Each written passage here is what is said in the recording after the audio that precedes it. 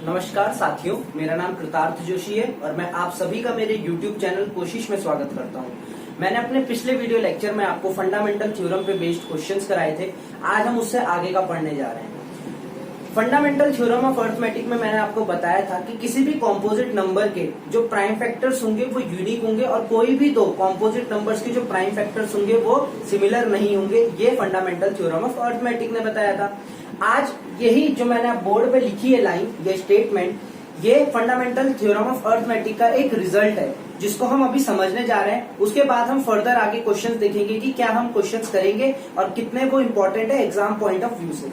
सो आज का जो हमारा रिजल्ट है फंडामेंटल थ्योरम ऑफ अर्थमेटिक का, वो क्या बोल रहा है, if A is any natural number, कि अगर ए कोई नेचुरल नंबर है and P is prime number और पी कोई प्राइम नंबर है, ए नेचुरल नंबर है और पी क्या है, प्राइम नंबर है, सच दैट, इस तरीके से कि पी ए स्क्वायर को डिवाइड कर रहा है, कि पी क्या कर रहा है, ए के स्क्वायर को डिवाइड कर रहा है, तब देन पी ए को भी क्या करेगा, डिवाइड करेगा। सो कहने का मतलब क्या है, अगर ए कोई नेचुरल नंबर है, पी एक प्राइम नंबर है और पी क्या कर रहा है, ए स्क्वायर को डिवाइड कर रहा है, तो पी ए को भी क्या करेगा, डिवाइड करेगा। पी अगर ए स्क्वायर को डिवाइड कर रहा है तो पी ए को भी क्या करेगा, डिवाइड करेगा। इसको मैं एक एग्जांपल से देखते हैं। मान लीजिए पी हमारे पास 2 है, पी एक प्राइम नंबर है तो 2 हमारे पास एक प्राइम नंबर है, 2 हमारा प्राइम नंबर होता है। और ए स्क्वायर मान लेते हैं हम, पहले ए स्क्वायर को मान लेते हैं 4, या 4 ना मान के अगर मैं बात करूं 16 की बात करूं, ए स्क्वायर को मैंने क्या मान लिया, 4 मान लिया, तो पी ए स्क्वायर को डिवाइड कर रहा है, डिवाइड दीजिए। अगर मैं 16 डिवाइडेड बाई 2 करूं तो 2 8 जा 16, रिमाइंडर 0 आ रहा है, तो ए को भी डिवाइड करेगा, तो ए स्क्वायर मतलब 16 का अंडर रूट कितना होता है, 4, तो 2 4 को भी क्या करता है, डिवाइड करता है। सो अगर ए कोई नेचुरल नंबर है, मान लीजिए ए नेचुरल नंबर है हमारे पास 4 हमारा नेचुरल नंबर है, पी एक प्राइम नंबर है, 2 हमारे पास क्या है, प्राइम नंबर है, तो अगर पी ए स्क्वायर को डिवाइड दे रहा है, पी ए स्क्वायर को डिवाइड दे रहा है, ए स्क्वायर मैंने क्या माना, 16 माना, तो p कितना है, 2, तो 16 क्या होता है, 2 से डिविजिबल है, ठीक है, 8 आंसर आता है हमारा। तो ए स्क्वायर का जो अंडर रूट होगा माने कि 4, तो 4 क्या मतलब a, तो 2 4 को भी क्या करेगा, डिवाइड करेगा। यही ये क्या है, स्टेटमेंट है। ये हम अभी जब क्वेश्चन करेंगे उसमें ये बहुत ज्यादा इंपॉर्टेंट रोल निभाने वाली है ये स्टेटमेंट। सो अब हम आगे बढ़ते हैं।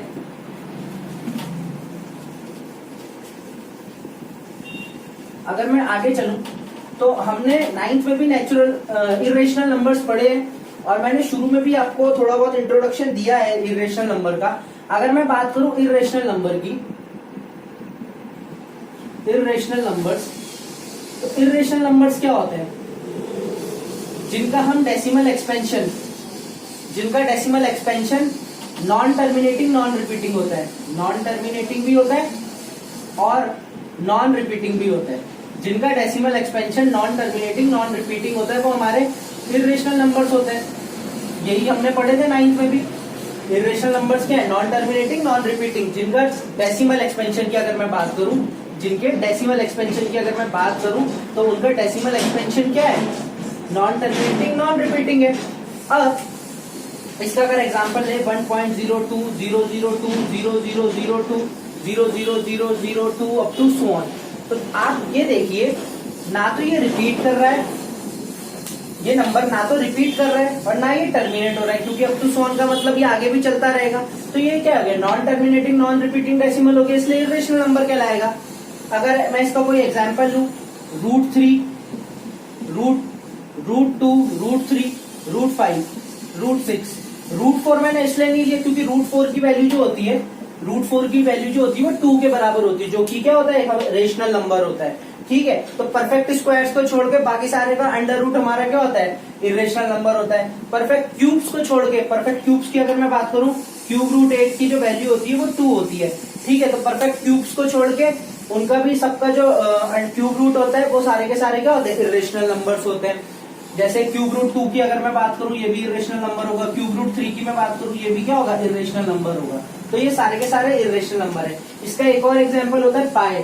पाई हमारा इरेशनल नंबर होता है। पाई क्या होता है, हमारा इरेशनल नंबर होता है, क्योंकि इसका जो डेसिमल एक्सपेंशन होता है वो नॉन रिपीटिंग और नॉन टर्मिनेटिंग डेसिमल एक्सपेंशन होता है, जिसकी वजह से पाई का कहलाता है, इरेशनल नंबर्स कहलाता है, इरेशनल नंबर कहलाता है। अब हम आगे चलते हैं। अब हमारे एग्जामिनेशन पॉइंट ऑफ व्यू से अगर हम देखें तो हमको क्वेश्चन आते हैं, क्वेश्चंस कुछ इस प्रकार से आते हैं कि हमें कोई भी नंबर को इरेशनल प्रूव करना होता है। जैसे √2 को मुझे इरेशनल प्रूव करना आ जाएगा, 3 प्लस √2 को या 3 माइनस √2 को इरेशनल प्रूव करना आ जाएगा कि ये प्रूफ कीजिए कि ये इरेशनल है, ये प्रूफ कीजिए ये इरेशनल है, ये प्रूफ कीजिए ये इरेशनल है। इस चैप्टर में सबसे मेन पार्ट जो है हम करने जा रहे हैं, क्योंकि मैक्सिमम टाइम्स जो क्वेश्चन पूछा जाएगा, ज्यादा प्रोबेबिलिटी जो क्वेश्चंस आने की होती है वो इसी पार्ट से होती है कि इस क्वेश्चन को इरेशनल प्रूफ कीजिए, इस क्वेश्चन को इरेशनल प्रूफ कीजिए। सो अगर मैं बात करूं क्वेश्चंस की, तो हमारे पास 6 टाइप के क्वेश्चंस होते हैं। ये जितने भी टाइप्स हैं इनमें हम 6 टाइप के क्वेश्चन करेंगे और 6 टाइप्स में से कोई भी एक टाइप आपका पेपर में पूछ लिया जाएगा। सो हम देखते हैं कौन सा। आज हम पहला टाइप करने जा रहे हैं, टाइप 1। आज हम करने जा रहे हैं टाइप 1। इस टाइप 1 में किस टाइप का क्वेश्चन आएगा? Question 1, prove that √2 is irrational. ये पहला टाइप है और मोस्ट इंपॉर्टेंट टाइप है। इसके बाद सारे टाइप है, 5 टाइप और है। तो आज हम पहला टाइप देखने जा रहे हैं कि किस प्रकार √2 को हम इरेशनल प्रूफ करेंगे, किस प्रकार से √2 हमारा क्या होगा, इरेशनल प्रूफ होगा। सो जब भी हम मैथ्स में किसी भी चीज को प्रूफ करने के लिए जाते हैं, सो हम उसका कॉन्ट्राडिक्ट करके चलते हैं। कॉन्ट्राडिक्ट माने अपवाद, उल्टा मान के चलते हैं कि अगर इसमें बोला गया कि √2 को इरेशनल प्रूफ करना है, मैं मान के चलूंगा √2 क्या है, रेशनल है। तो अगर मैं बोलूं, यहां से शुरू करते हैं, अगर हम यह सॉल्यूशन ना लिख के मैं इसको लिखूं प्रूफ, तो मेरे को इसको √2 को इरेशनल प्रूफ करना है, तो मैं क्या प्रूफ करूंगा, क्या मान के चलूंगा, let √2 be a rational number, let √2 be a rational number. So मैंने माना कि √2 हमारा क्या है, रेशनल नंबर है। अब अगर √2 रेशनल नंबर है, तो मैंने आपको बताया था रेशनल नंबर क्या होते हैं, जो P/Q की फॉर्म में होते हैं, Q 0 के बराबर नहीं होता, P और Q दोनों इंटीजर्स होते हैं और कोप्राइम भी होते हैं, कोप्राइम भी होते हैं। So therefore √2 can be written in the form of P/Q, Q not equal to 0 and P and Q are integers as well as coprime. अगर √2 इरेशनल है तो मैंने मान के चला कि √2 क्या है, रेशनल है। हमने उल्टा मान के गए हम कि √2 के मान लिया रेशनल है, तो अगर √2 रेशनल है तो उसको हम P/Q की फॉर्म में भी लिख सकते हैं, जहां Q 0 के बराबर नहीं है, P और Q दोनों के दोनों क्या है, इंटीजर्स हैं और एज वेल एज कोप्राइम है। अब कोप्राइम के बारे में मैं आपको एक बार फिर से बता दूं, कोप्राइम वो नंबर्स होते हैं जो सिर्फ 1 के टेबल से ही कैंसिल होते हैं, जैसे 2/3। ये दोनों के दोनों आपस में आगे डिविजिबल नहीं हो सकते, ये दोनों के दोनों नंबर आगे डिविजिबल नहीं हो सकते, अगर होंगे तो सिर्फ 1 से ही होंगे और कोई नंबर से डिविजिबल नहीं हो सकते, आगे कैंसिल नहीं हो सकते, इसलिए ये दोनों कोप्राइम कहलाएंगे। इसी के जैसे 5/7, 5/7 भी फर्दर कैंसिल नहीं हो सकता। अगर मैं डिवाइड देना चाहूँ, काटना चाहूँ इनको, तो ये आगे डिवाइड नहीं होगा। क्यों नहीं होगा? क्योंकि ये एकदम सिंपलेस्ट फॉर्म में आ चुका है। तो ये दोनों के दोनों जो क्या होते हैं नंबर, ये दोनों के दोनों नंबर क्या कहलाएंगे, कोप्राइम कहलाएंगे। ठीक है, तो कोप्राइम को हम इस तरीके से बोल सकते हैं, no common factor other than 1। तो 1 को छोड़ के इनका कोई भी कॉमन फैक्टर नहीं होगा, 1 को छोड़ के इनका कोई भी कॉमन फैक्टर नहीं होगा। सो √2 को इरेशनल प्रूफ करने जा रहे हैं हम। हमने क्या माना, √2 रेशनल नंबर है, रेशनल है तो इसको P/Q की फॉर्म में भी लिख सकते हैं और Q 0 के बराबर नहीं है। P और Q को इंटीजर होंगे क्योंकि रेशनल माना हुआ है, और उसके साथ साथ कोप्राइम होंगे। कोप्राइम का मतलब कोई कॉमन फैक्टर नहीं होगा इनके 1 के अलावा, P और Q का।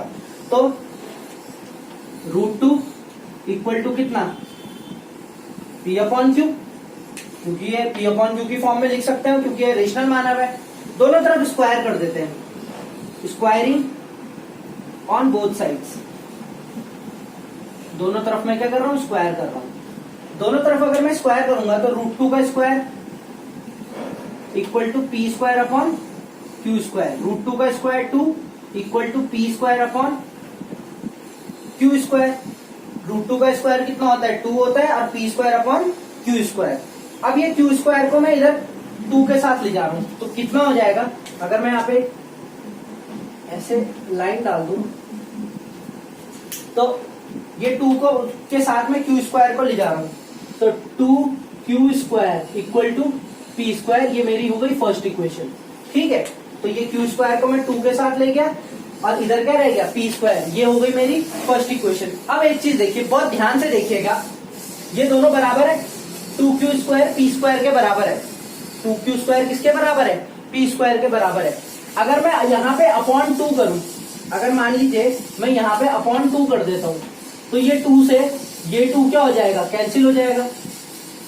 अगर मैं यहाँ पे अपॉन 2 करूं तो ये 2 से ये वाला 2 क्या हो जाएगा, कैंसिल हो जाएगा। कहने का मतलब ये 2q स्क्वायर, ये जो 2q स्क्वायर बन रहा है ये 2 से डिविजिबल है, 2 से डिविजिबल ही तो है, तभी तो q स्क्वायर आंसर आएगा। अगर ऐसे समझ में नहीं आ रहा तो ऐसे देख लीजिए, 2q स्क्वायर है, 2 से डिवाइड दूंगा तो मेरे को 2q स्क्वायर बनाना है तो सिर्फ q स्क्वायर से ही तो मल्टीप्लाई करूंगा तभी तो ये 2q स्क्वायर बनेगा। और फिर साइन चेंज होते हैं, माइनस होगा तो ये कैंसिल हो जाएगा, रिमाइंडर 0 आ जाएगा और आंसर क्या हो जाएगा, q स्क्वायर आंसर हो जाएगा।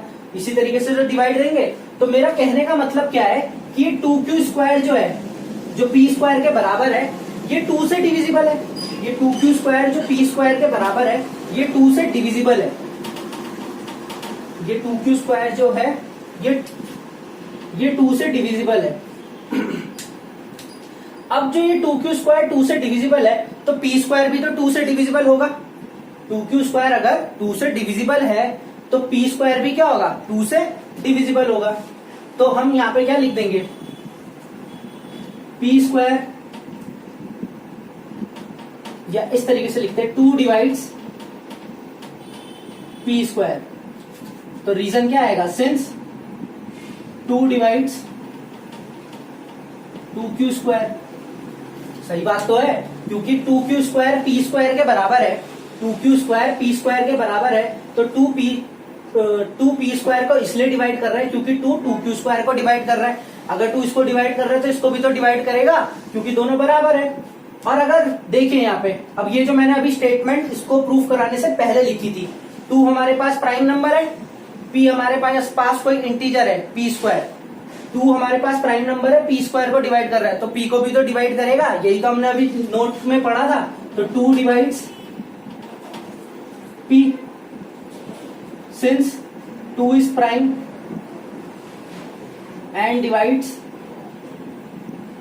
p square. यही हमने अभी थ्योरम शुरू होने से पहले, सॉरी क्वेश्चन शुरू होने से पहले एक नोट पढ़ा था। नोट मैंने बताया था आपको कि कोई p प्राइम नंबर है, a इंटीजर है, अगर वो a स्क्वायर को डिवाइड कर रहा है p तो a को भी करेगा। उसी तरीके से 2 प्राइम नंबर है, p स्क्वायर को डिवाइड दे रहा है तो p को भी तो डिवाइड देगा कि नहीं देगा। ये हो गई पहली बात। अब हम मान के चलते हैं late p equal to 2c मान के चलता हूं मैंने मान लिया p किसके बराबर है, 2c के बराबर है। Put value of p in equation first. ये p की वैल्यू को उठा के फर्स्ट इक्वेशन में पुट कर दीजिए, ये p की वैल्यू को उठा के कहां रख दीजिए, फर्स्ट इक्वेशन में। तो 2q square equal to p की वैल्यू कितनी है, 2c का स्क्वायर हो जाएगा भाई, क्योंकि यहाँ पे p स्क्वायर था तो p की वैल्यू 2c है तो 2c का स्क्वायर। सॉल्व कीजिए, 2q स्क्वायर इक्वल टू कितना हो जाएगा, 4c स्क्वायर। ठीक है, ये 4 इधर नीचे आ जाएगा तो 2q स्क्वायर अपॉन, या एक काम करते हैं इस 2 को इधर ले जाते हैं तो q square equal to 2c, 2 2 जा 4, 2c स्क्वायर।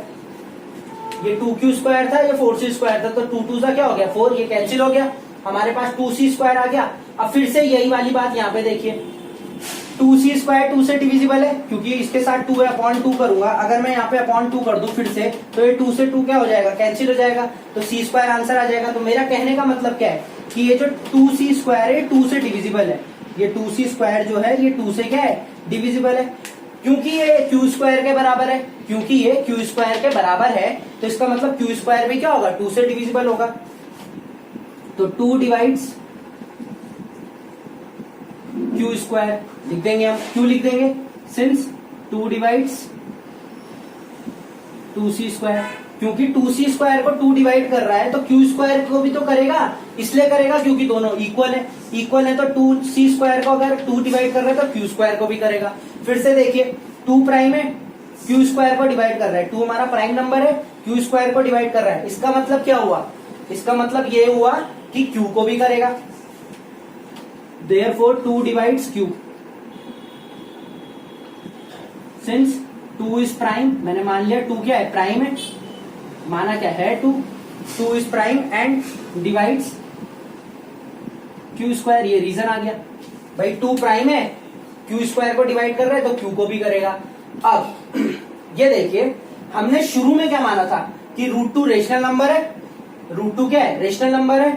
√2 को हम p/q की फॉर्म में लिख सकते हैं, q 0 के बराबर नहीं है, p और q दोनों इंटीजर्स हैं और साथ साथ क्या है, को प्राइम है। क्या है, को प्राइम, मतलब कोई कॉमन फैक्टर अदर देन 1 नहीं है, 1 के अलावा किसी नंबर से डिवाइड नहीं होगा। लेकिन यहाँ देखिए p तो 2 से भी डिवाइड हो रहा और q भी 2 से डिवाइड हो रहा। मैंने क्या माना था कि 1 के अलावा किसी नंबर से डिवाइड नहीं होगा, लेकिन मैंने तो खुद ही ये प्रूफ कर दिया कि ये p 2 से भी डिविजिबल है और q भी 2 से डिविजिबल है। इसका मतलब क्या है, इसका मतलब ये है therefore 2 is common factor of p and q।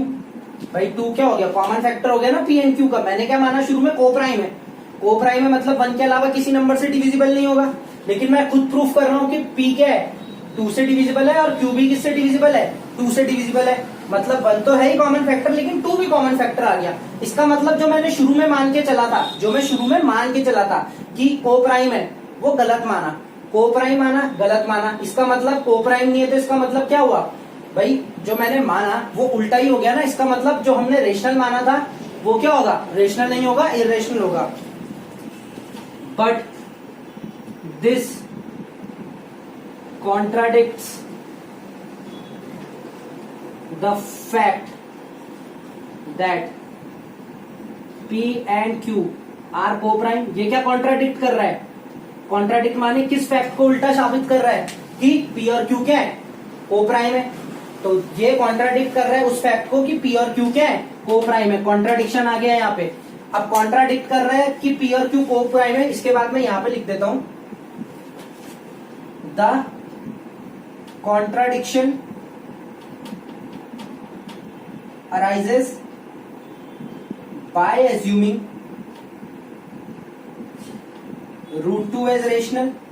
और कॉन्ट्राडिक्शन कब अराइज हुआ, जब मैंने √2 को क्या माना, रेशनल माना तभी तो मैंने बोला p/q की फॉर्म में लिख सकते हो और p और q को प्राइम होंगे।